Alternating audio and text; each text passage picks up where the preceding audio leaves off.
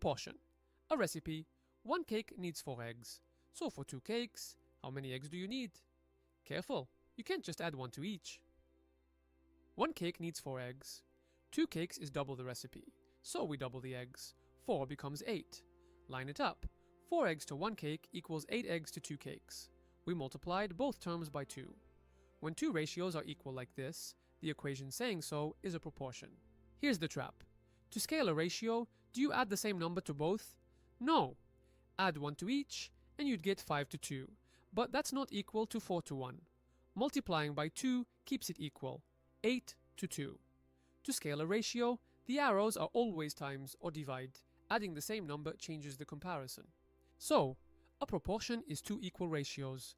When you scale a ratio, multiply or divide both terms by the same number. Adding the same number changes it. That's a proportion.